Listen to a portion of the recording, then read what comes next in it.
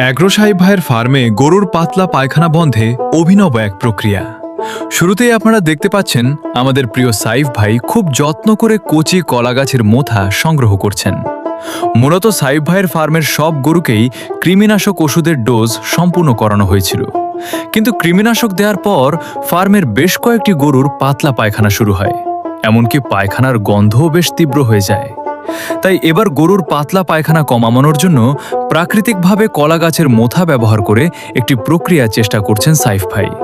আর কলা গাছের মোথা চিনতে যেন আপনাদের কোনো সমস্যা না হয়, সেজন্য সাইফ ভাই নিজেই গাছটি দেখিয়ে দিচ্ছেন। কারণ এলাকা ভেদে এই কলার নামও কিন্তু ভিন্ন হতে পারে।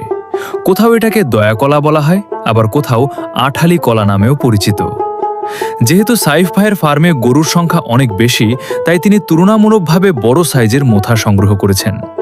এরপর শুরু হলো আসল প্রক্রিয়া। কলার মোথাগুলো কুচি কুচি করে কেটে নেওয়ার পর দেখা গেল গরুগুলো সরাসরি এগুলো খেতে চাইছে না।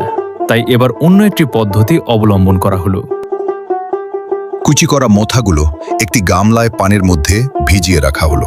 কিছু সময় পানিতে ভিজিয়ে রাখার পর এর ভেতর থেকে কষ বের হওয়ার কথা, তাই এগুলো রাতভর এভাবেই রেখে দেওয়া হলো। পরদিন সকালে দেখা গেল পানির মধ্যে কষ বের হয়েছে। এবার সেই কষ আলাদা করে নেওয়া হলো, কিন্তু শুধু এই কষ দিলে গরু হয়তো খেতে চাইবে না। তাই সাইফ ভাই ভুসির সঙ্গে কষগুলো ভালোভাবে মিশিয়ে নিচ্ছেন, যাতে গরুগুলো সহজেই খেয়ে ফেলে।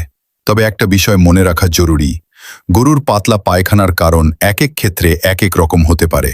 তাই এই পদ্ধতি সবার ক্ষেত্রে কাজ করবে এমনটা নিশ্চিতভাবে বলা যায় না। গরুর সমস্যা বেশি হলে বা দীর্ঘস্থায়ী হলে অবশ্যই পশু চিকিৎসকের পরামর্শ নেওয়া উচিত। সাইফ ভাইয়ের গরুগুলোকে কয়েক ঘন্টা খাবার না দিয়ে রাখা হয়েছে, যাতে খাবার দেওয়ার পর তারা ভালোভাবে খেয়ে ফেলে। তো বন্ধুরা, এটাই ছিল শুরু থেকে শেষ পর্যন্ত কলার মোথা ব্যবহার করে গরুকে খাওয়ানোর পুরো প্রক্রিয়া।